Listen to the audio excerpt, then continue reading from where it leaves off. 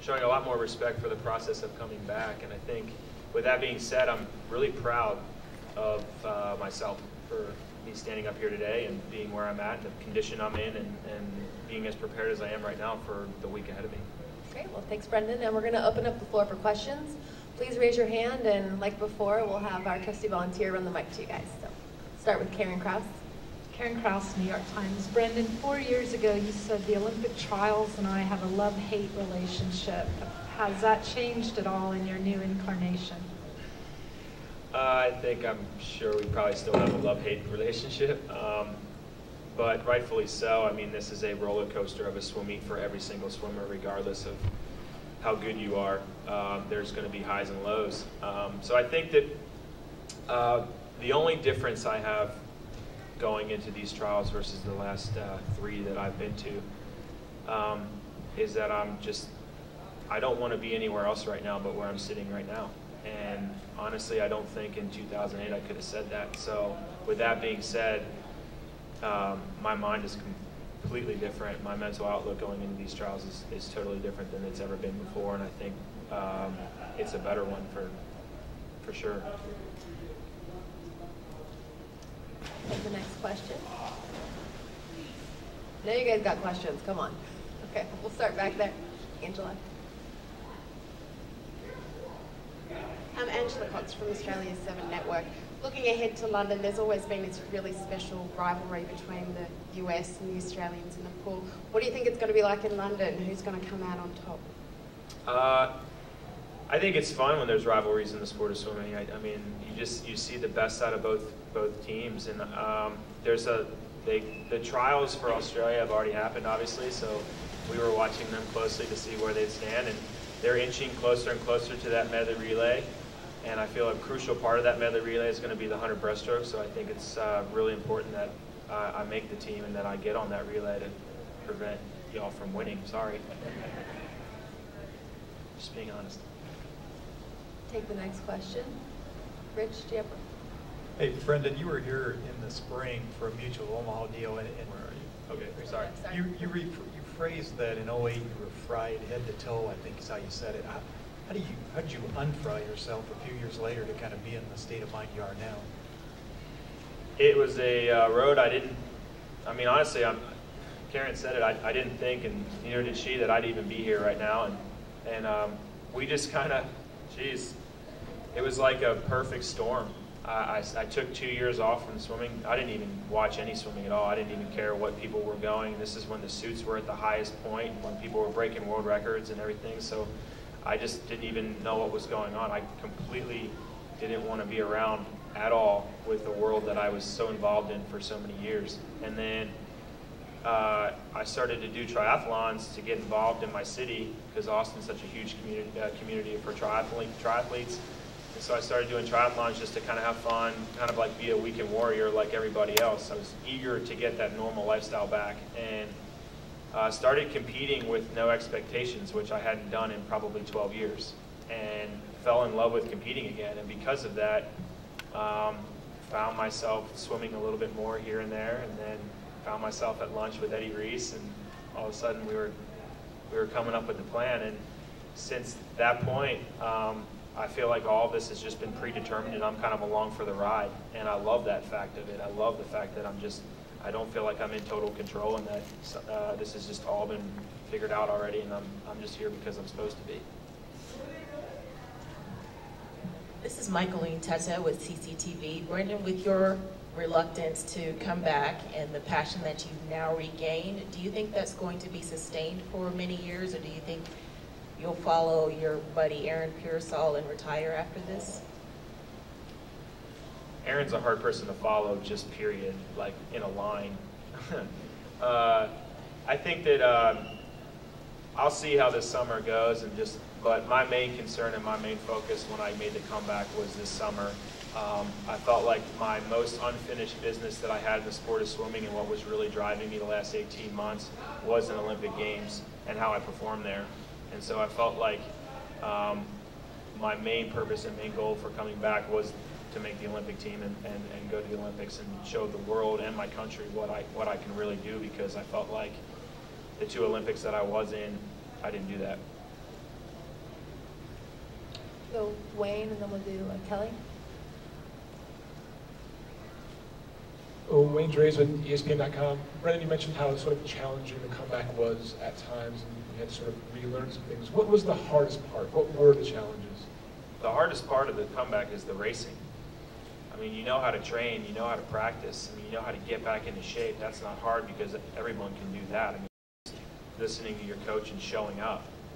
The racing aspect of it was challenging because you get on the blocks, and what was so automatic to you because you've done it for so many years, once you learn a lesson and you figure out how to fix it, you never have to hopefully learn it again. You know, that's what makes great athletes, and so that's what I was trying to do. Well, when I started racing again, all these lessons that I had learned in the past floated back up to the top, and here I was back at ground zero, and I was challenged by all these other aspects of things that I had learned before that I had to reteach myself. And when I mentally started thinking about making the comeback,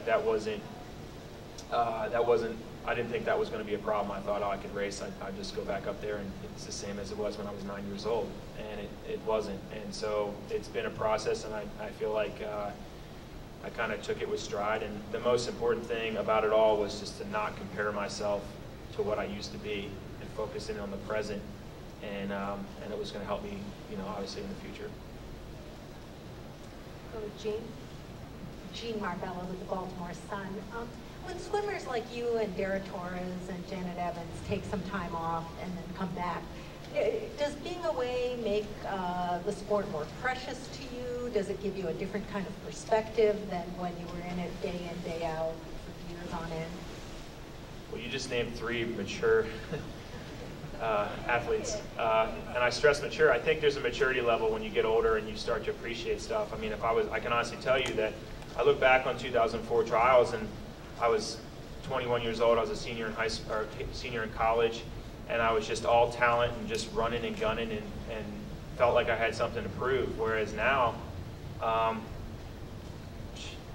8 years later, I feel like I don't want to wish these 2 months away too fast. I want to enjoy every single minute of it, and because I know in 3 months I'll be sitting on my couch watching something completely different, and the Olympics will be over, and then everything I worked for is done. So I think it's real important for me to not wish these 2 months away and enjoy it and have fun with it, because I don't feel like I've done that yet. We'll go with the question in the back, and then Pat. Hi, my name is Eric from NOS in the Netherlands. These trials you're holding, you're saying you don't really care for them as much, you don't like it as much, the tension that it brings, and how is it training-wise that all these other great athletes from other countries get to rest up, and you have this very important meet just right before the Olympics? That's a conversation that's been around way before I started swimming, when our trials should be and when they shouldn't be. I think from the athlete's perspective, we just do what we're told to do, and we just adapt as best we can. And if you want to be in that top 1% of athletes that are going to go to the Olympic Games, then you have to be able to adapt to situations like this. And so we've known for a long time that when our trials are going to be in relation to the Olympics, and so I think that every single athlete here this week is prepared for what's in front of us. We don't ever look at the fact that, oh, maybe the grass is greener on the other side, because I'm sure there's there's issues with that as well. I mean, there's a reason that grass is green over there. So, I think we're just excited about the opportunity to make an Olympic team, and I'm just glad it's as competitive as it is. I mean, it's a privilege to make the U.S. Olympic team. Simple as that. Pat?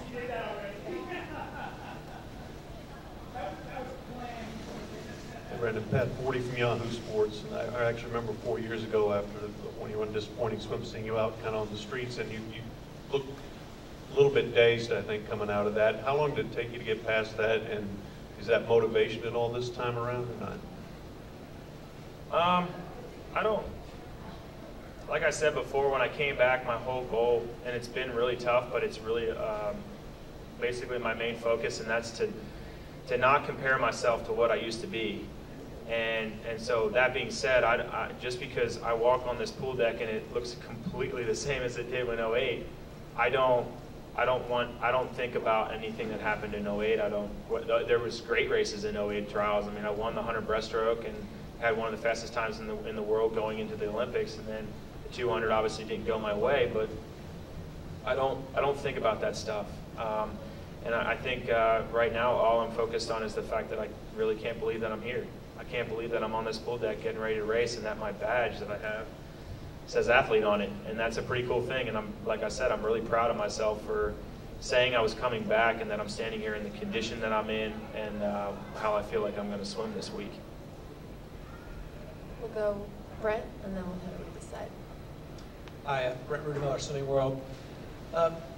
4 years ago, I remember seeing you in Beijing and spent a lot of time with your family. What part did they play, if any, in your decision to come back? Well, Brent, you know my brother Sean, and he was the first person to tell me not to come back.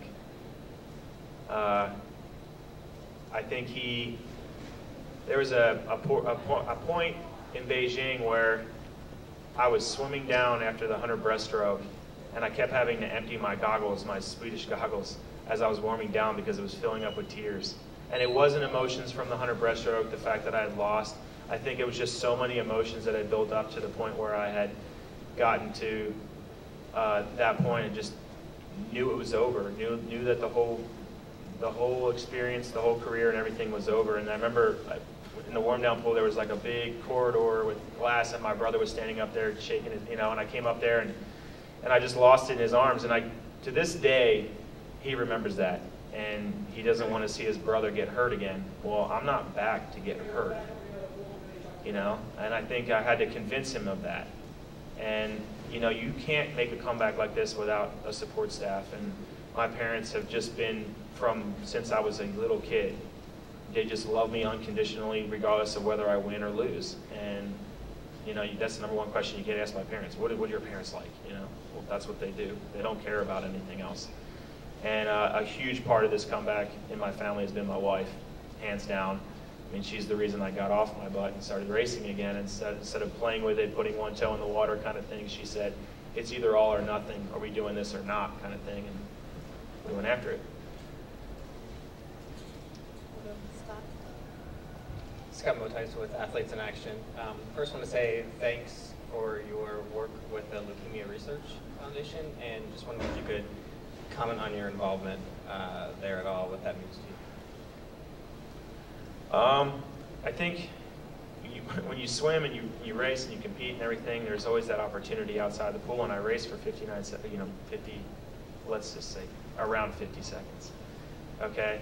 And for the most part, you have so much opportunity outside of the sport to get involved, and as you mature, and I feel like I've just got involved as much as I can. And it's so hard as a professional athlete to put things in perspective because you're getting stuff for free.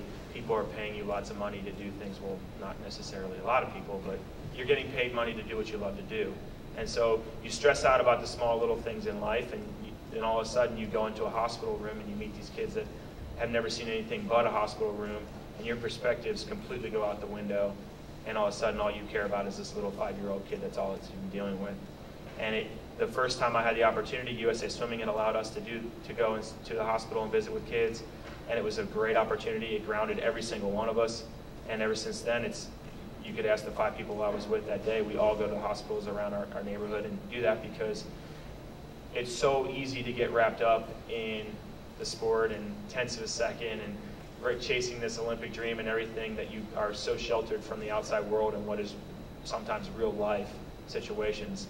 And those moments like that just bring you right back in and make you realize, like, hey, what you're doing, it's not that big of a deal. We'll go Kelly and then Bonnie and Karen. Hey, Brendan, it's Kelly Anderson at Sports Illustrated. Going back to your comment about how difficult it was to relearn how to race, what specifically was difficult about that? And are you a different racer now than you were 4 years ago? I think I tried to get back to the racing that I knew how to do because I was pretty successful at that kind of racing. I think that it's stuff like you get on the blocks and the bottom of the blocks to your feet just feel weird. You dive in the water and your field of vision is completely different. And so there's so many aspects like that to where you just dove in the water and you immediately saw the line, you knew where you were going, you knew how many strokes it would take you to get to the other end of the pool. I could tell you within a tenth of a second how fast I was going out. When I finished my race at Nationals, U.S. Nationals last summer in Stanford, I went up to Eddie Reese at the end. I said, hey, what was I out the first 50? How fast was I going the first 50? And he said, you went 27.8. And I was like, I would have bet the house I was out 28.5. Like, that's just the way I felt, you know? And so I knew there was things that I had to tweak and get better and fix, because back when I was swimming really fast, I knew exactly how fast I was going out, you know? And I knew if I was on world record pace within 5 strokes of the race. And it's just, and I feel like now that I'm kind of back to that spot, and it's been a different road than I thought it would be to get back to here, and not one that I wasn't afraid to take by any means. I was excited about it and kind of took it with stride. We'll go Bonnie. Bonnie Ford from ESPN.com. Brendan, I'm wondering if training open water made you appreciate the pool, and if there's any carryover from that has helped you back in the pool. Yeah, if you see me jump over the lane line this week and tackle the guy next to me, then you'll be like, oh, that's the open water guy in him. No. Like I said, it makes you appreciate the controlled environment that we're in. And, you know, you can get to a meet and just complain about the water temperature, or complain about, you know, the lighting or whatever, just stuff that you could see a high-profile swimmer complaining about. And you do hear these kinds of things when you go to major international meets. But then you go to an open water swim where it's a mass start and there's 45, 100 people racing at the same time. I mean, there's nothing you can control. And I think that's one of the lessons that triathlons taught me, was that worry about the things that you can control, and the things that you can't, let it go. Let it go, because you could be having the best race of your life and get a flat tire halfway through the bike, and guess what? It's all over. It's totally out of your control. So don't think about it. And that's kind of the mentality that I have, is those thoughts that I may have had in 2008 of things that I couldn't control. I don't have those thoughts anymore, because honestly, it's not worth my time. Okay, with Karen. Brendan, there are athletes who struggle in their post-competitive lives to just find something to replace the passion or that feeling of achievement that they had in their sport. You talked about the unfinished business that you had at the Olympics, but was any of this part of just trying to find your niche outside of sports, and maybe struggling at all with that?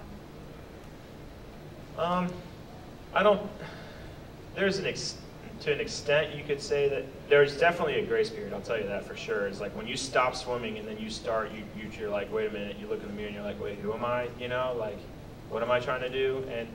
But the sport of swimming prepares you for the rest of the world. I mean, what you put in, swimming is a very real sport. What you put into it is what you're going to get out of it. There's no lucky catch. There's no, you're not relying on anyone else to win the game for you. You know, I sit here and watch the College World Series across the street, and I'm like, I can't imagine being in the dugout while some guy hits the major, the game-winning home run. I mean, it's just not my style as an athlete. I want to be on the blocks, and I want to be up to bat, And that being said, I feel like it's a great transition, and that's why you see so many swimmers, not professional athletes, but swimmers outside of the sport of swimming. They're extremely successful, because the lessons you learn in swimming prepare you for the rest of your life. That's what we tell every single 10-year-old kid, the thousands upon thousands of kids that we tell them, like, you're in a sport that's going to teach you more than how to swim fast. Okay, Paul? Brendan, just assess your chances here. How do you feel like you're swimming? I mean, I don't know if you felt you'd be swimming faster, or how do you assess yourself coming into this? I think I'll make the final. You weren't expecting a real answer, were you, Paul? I think I have a really good shot. I just know that so much of this sport, and if you asked any of the other athletes that come in for press conferences, how much of this sport is mental, they'll tell you that it's way more mental than it is physical. And I know that I'm going to the blocks with a mental outlook that I have left no stone unturned. And that being said, and knowing that that's exactly where I want to be at that exact moment, that I'm going to swim as fast as I possibly can this week. I know that. We have another question? Okay, well, that's it. Brendan, awesome. Thank you for your time, and good luck this week, and look forward to hopefully having you back up here. Thank you, guys.